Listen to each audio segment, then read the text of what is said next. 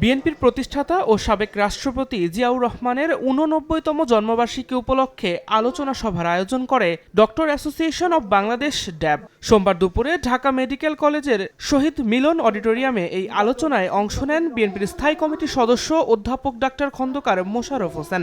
দিন তারিখ ঠিক করে সব সংস্কার সম্ভব নয় মন্তব্য করে অন্তর্বর্তী সরকারের উদ্দেশ্যে ডাক্তার মোশাররফ হোসেন বলেন, সম্মানের সঙ্গে বিদায় নিতে চাইলে নির্বাচিত সরকারের হাতে ক্ষমতা হস্তান্তর করতে হবে। সকল সংস্কার কিন্তু দিন তারিখ ঠিক করে দিয়ে সমাধান সম্ভব নয়। যদি এই সরকারকে শান্তিপূর্ণভাবে এবং সম্মানের সাথে বিদায় নিতে হয়, তাহলে অনতিবিলম্বে এই সংস্কার কাজ সমাধান করে নির্বাচন দিতে হবে।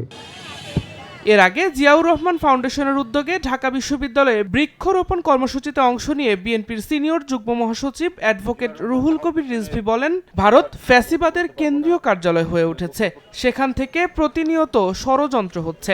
একনল হ্যান্ড ওয়াশ 100% প্যারাবেন ফ্রি, তাই নিরাপদ হাতের জন্য আস্থা রাখুন একনলে। দিল্লি যেন এখন একটি সেই ফ্যাসিবাদের কেন্দ্রীয় কার্যালয়ে পরিণত হয়েছে। সুতরাং তারা বসে নেই, তারা নানা কায়দায় নানাভাবে তারা তাদের চক্রান্ত ষড়যন্ত্র অব্যাহত রেখেছে। সুতরাং এটাকে আমাদের সম্মিলিতভাবে মোকাবিলা করতে হবে। গণতান্ত্রিক শক্তির সবাইকে ঐক্যবদ্ধ থেকে এই জিনিসগুলো পর্যবেক্ষণ করতে হবে। পতিত সরকারের সব ষড়যন্ত্র মোকাবিলায় দলীয় নেতাকর্মী সহ দেশবাসীকে সজাগ থাকার আহ্বান জানান বিএনপি নেতারা।